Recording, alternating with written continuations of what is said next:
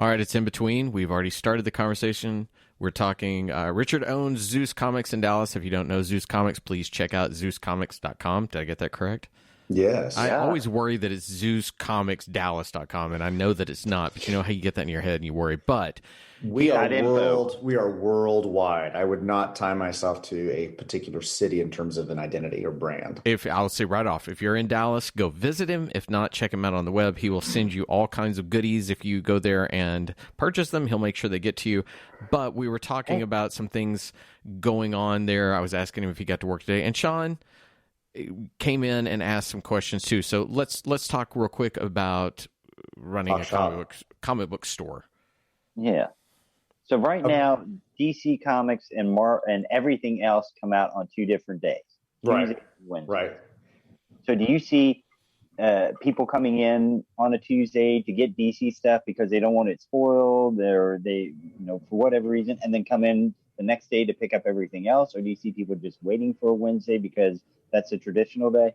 It has moved some sales to Tuesday. So Tuesday is now a little bit of a better day, but it is not enough of a trend to know that people come in twice a week. There's probably one person that comes in both days. So it's not a lot, but there are people who just get primarily DC and will pick that up on Tuesday.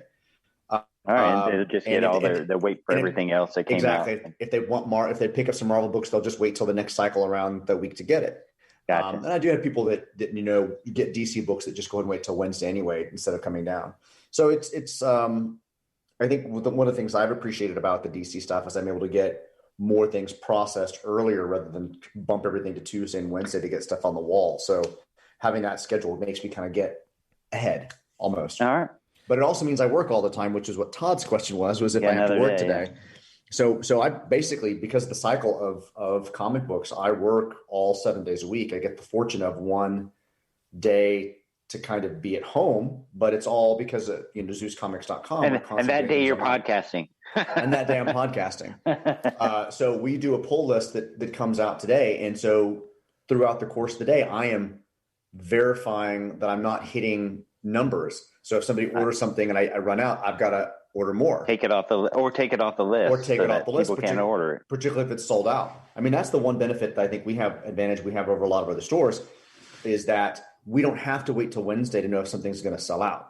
I can see today if something's going to sell out just based upon my orders, my pull list before Wednesday, because people are actively going to my site and picking them. And if I see there's this special DC one shot coming out, Infinite Horizons or whatever, and I've got 50 people that suddenly want it, I'm like, oh shit, I got to order some more. Whereas most stores, they sit on that 50 copies until Wednesday. And then they're like, wow, we're gone. I got to order more and be in a pool of people that have now ordered it. I can order it early. How much of your business is pre-order? I'm going to break it up into 3 things, I guess. Actual pre-order where people are ordering it months in advance versus the checklist versus a random person coming in wanting to buy comics and doesn't have a checklist. I mean, it's a good mix. It's a really good mix, but I would say that probably 15 to 20% of people do kind of a pre-order where they buy stuff, they order stuff from us on our final order cutoff or pre-order system for books that ship about 4 weeks later. What's nice about that is that's a guaranteed sale. It's done. They can order as many copies as they want. Hey, it's gone. The pull list, which is the weekly thing that comes out on Sunday, my customers go there and do their weekly pull list. The downside of the weekly pull list is that it's pulling from quantities that I ordered for the store. So the pre-order system say, 50 people want that Infinite Horizons or Infinite whatever it was called book. Then I've ordered that. That's done. Then I've got to order some. Guaranteed, yeah. Then I've got to order some for the store. And what do I want for the store? Say I order 30 more. Then when the checklists come out on Sunday, if 30 people want that book, then boom, I know I've got to order more. And I'm assuming your how you order is based a little bit on past history, correct, a little bit on what the issue is and who the team working on it is. The creative team. Yeah. Yeah. And then I'm assuming pre-orders, does that help you also determine if you see a lot of people pre-ordering something? All right. It does. We're in a situation right now where DC and Marvel in particular right now, and some of the smaller publishers like to offer a lot of covers. So it's not just your main cover. They'll have an alternate cover. And then maybe a third or a fourth or a fifth, right? Women's History Month. 5th or 6th or cover F. G, H, Women's History Month covers are coming out by Jen Bartel right now. And I didn't know whether I could sell 5 of those or whether I could sell 20 of those. But because of the pre-order system, I had like people who wanted 15 to 20 copies of that Women's History Month just from the pre-orders. So it tells me that my regular customers, they're going to come weekly, they're probably going to be a higher percentage of those that want that one as well. So it's really kind of neat to be able to use that data to help in-store orders because people pre-order stuff. So since COVID and everything's happened, I almost said that like COVID. Like COVID. David from Schitt's Creek. I almost did that. Since COVID hit, have your sales come back? Are you back to pre-COVID days? Or are you still being affected by it? Well, actually, how about this? When COVID started, how were your sales affected, and how have they changed since then? I was just looking at this yesterday. That quarter from April, May, and June was disastrous. Mm-hmm.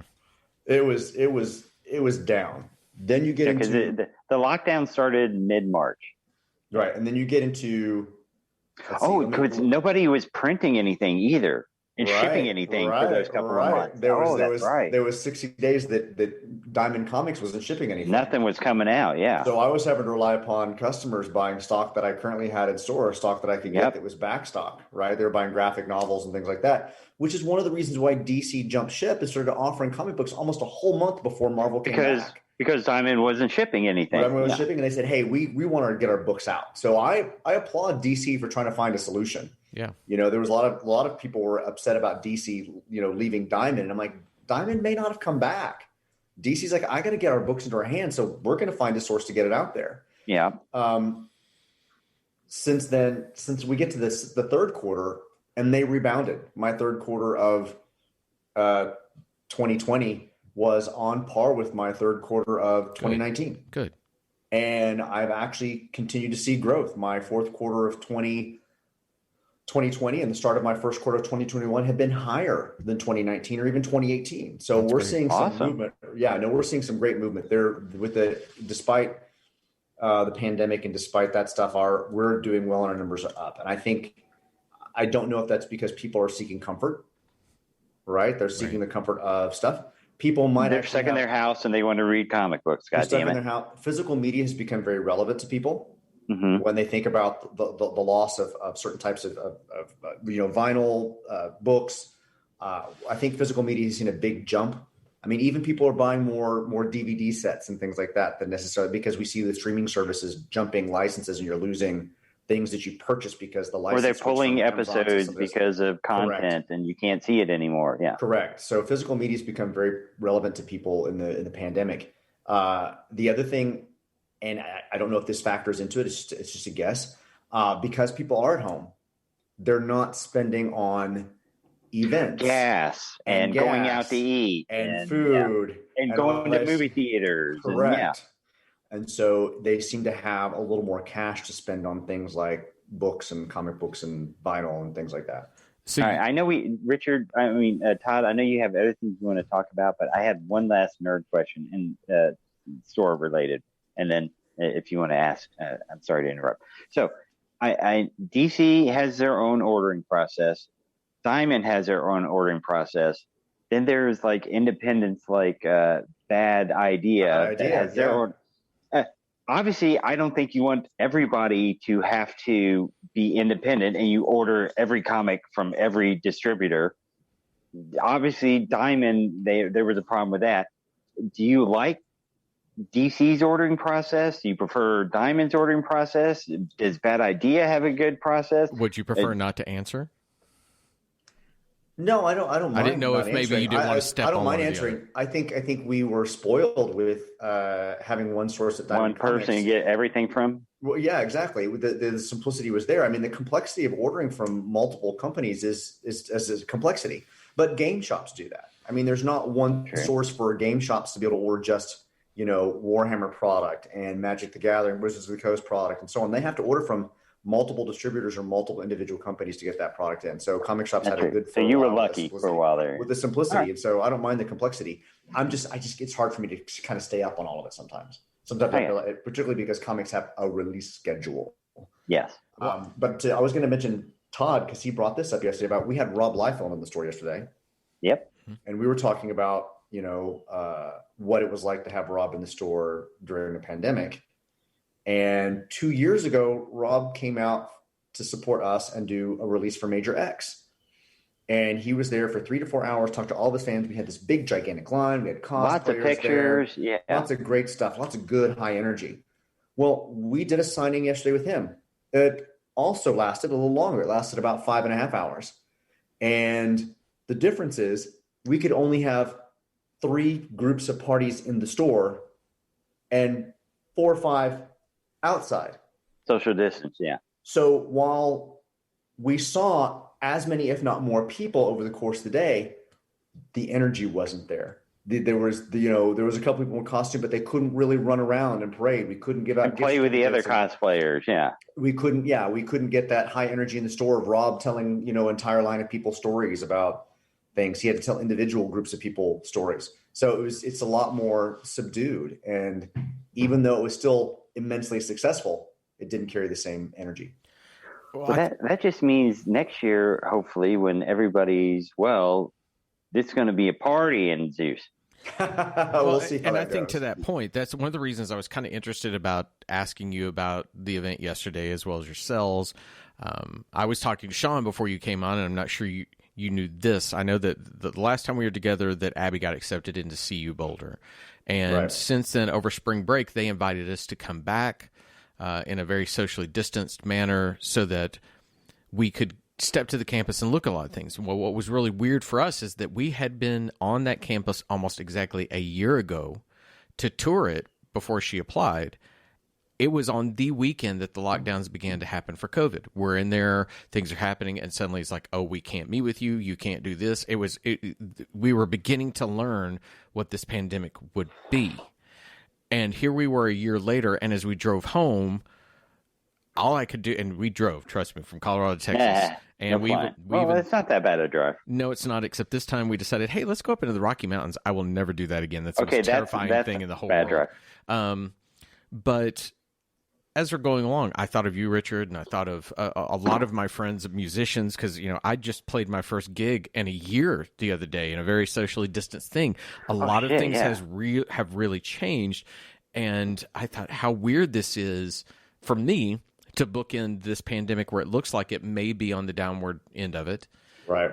With almost the exact same trip I had before. It's this weird symmetry that you never expect to have, and the perspective is so vastly different that it left me pondering things about you. I was hoping that your business was okay. I don't often ask, I'm not going to get into your personal life in that way, but at the same time, I worry about that. I'm constantly... Richard, how are your taxes doing?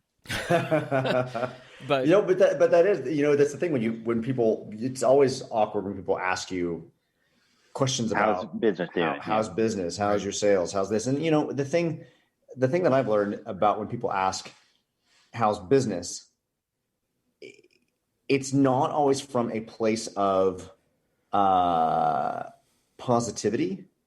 They think something is negative, and therefore they're asking you because they want to confirm that something is negative.